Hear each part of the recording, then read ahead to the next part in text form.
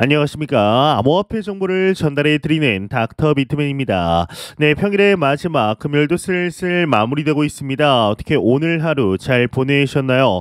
네, 현재 비트코인을 기준으로 이 메이저 코인들 대부분 하락세를 이어가고 있습니다. 이 비트코인의 경우는 41,000달러가 오늘 일시 무너진 모습을 보였습니다. 현재는 다시금 회복했지만 전날 대비해서는 3.45% 하락한 모습, 일주일 전 대비해서는 약 10여 %의 하락을 하였습니다. 41,000달러대에 나타내고 있고, 이더리움 역시 전날 대비해서는 1.71%, 일주일 전 대비해서는 7.59% 하락한 2,470달러대를 나타내고 있습니다. 그 외에 알트코인들 대부분 약세를 면치 못하고 있는데요.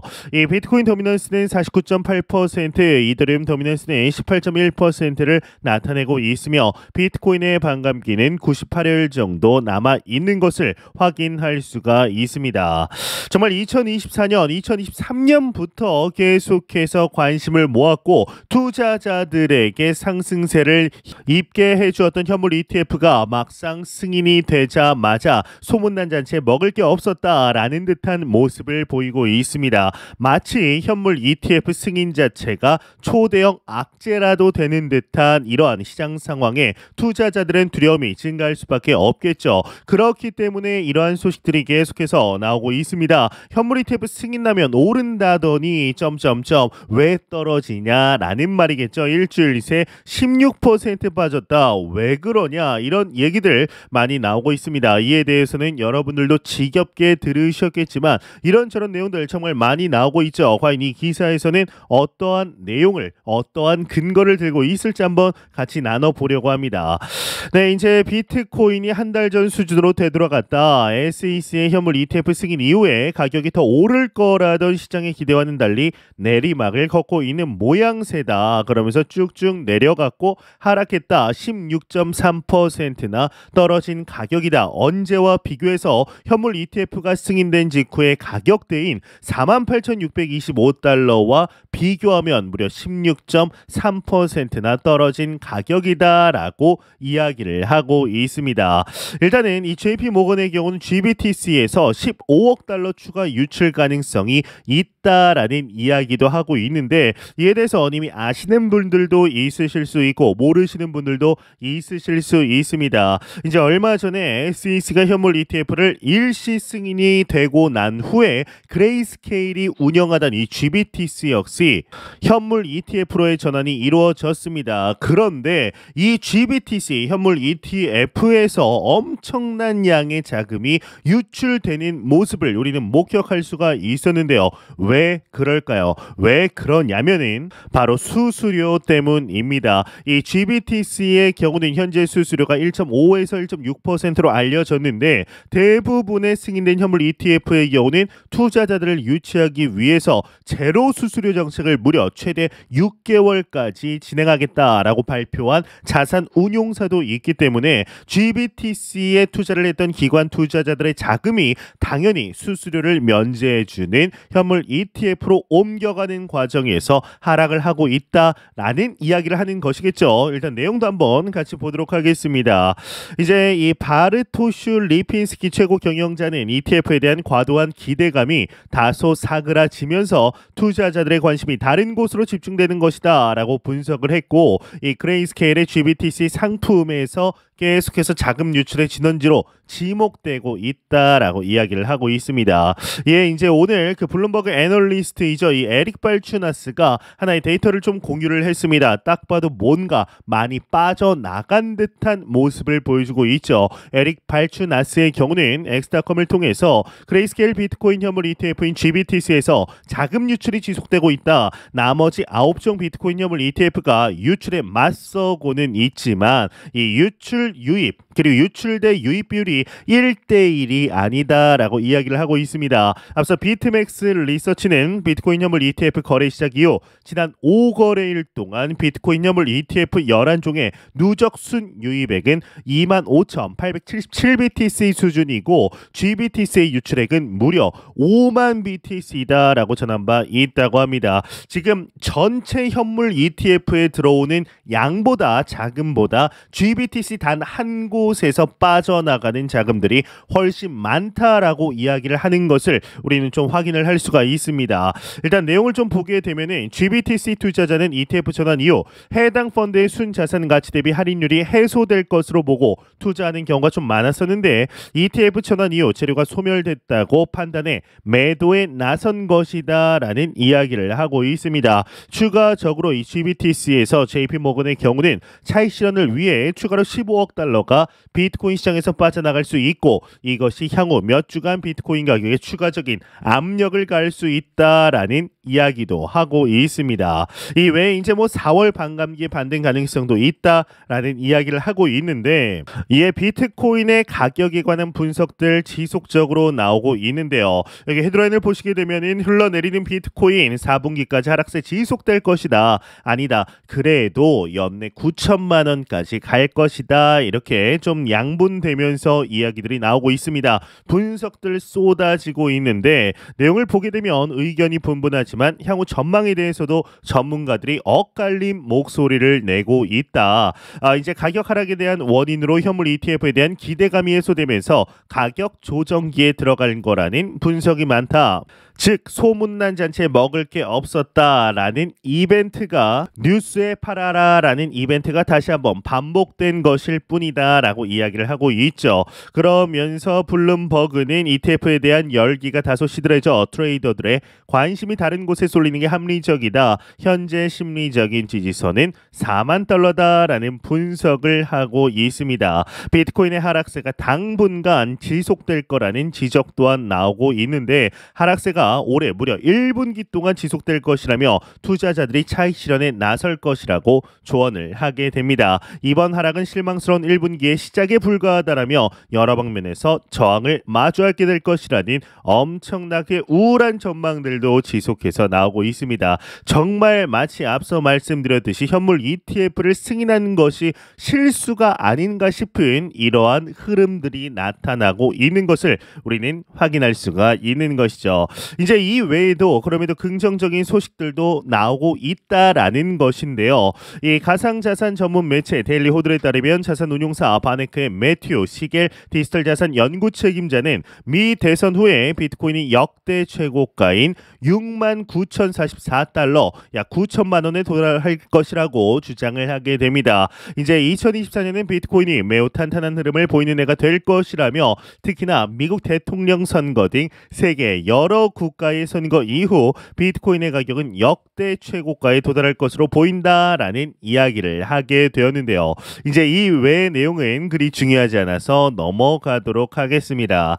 네, 여러분들은 이제 좀 어떻게 생각을 하시나요? 과연 비트코인이 올해 2024년 상승을 하게 될까요? 하락을 하게 될까요? 이제 단기적으로 이제 하락을 할지 상승을 할지는 그 누구도 알 수가 없습니다. 하지만 명확한 것은 현재 사이클상으로 보았을 때 비트코인의 상승장이 초입에 들어왔다라는 것이고 통상 비트코인의 반감기가 이루어졌던 당시 이벤트가 이루어질 때 가격이 이제 한두 달 정도 하락을 했지만 통상 비트코인의 반감기가 이제 딱 이벤트가 이루어지고 보통 6개월 정도 뒤부터 상승하는 모습들 계속해서 보여주었습니다. 이번에도 크게 다르지 않을 것이라고 개인적으로는 생각을 하게 되는데요.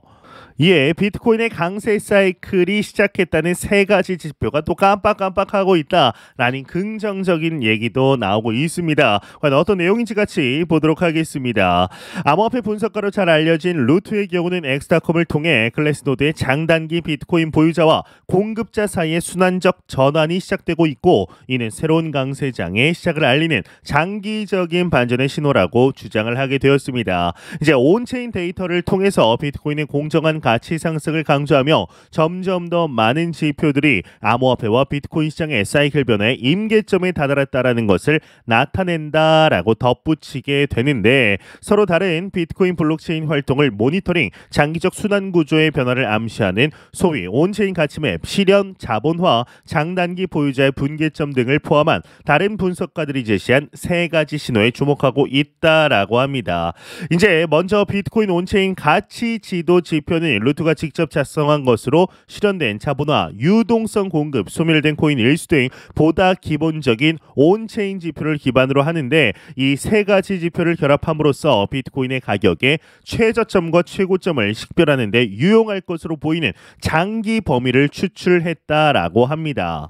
이 범위는 가치 지도상 중앙값이 녹색인 4색 밴드로 표시가 된다라고 하는데 요렇게 이제 표시가 된다라는 것이죠. 이제 소위 공정한 가치 가격을 의미하며 가격이 이 선에 가까우면 과대 가소평가되지 않은 공정한 가격 범위로 인식한다. 즉 과대하게 비트코인이 뭐 상승한 것도 아니고 하락한 것도 아니고 적정하게 유지되고 있다. 그 가치 그대로 가격에 잘 반영되고 있다. 라는 이야기를 하는 것 같습니다. 그러면서 가격이 녹색 위에 두 밴드의 노란색과 빨간색은 비트코인이 과대평가되는 강세장 동안 반대로 아래의 두 밴드 밝은색과 어두운 파란색은 약세장 및 가격의 저평가를 의미한다라고 합니다. 즉 현재 차트를 보았을 때 이렇게 가격이 쭉쭉 오르다가 이 녹색 원에 딱 터치를 하게 되는 순간 다음 상승이 한 번 더 진행된 것을 확인할 수가 있는데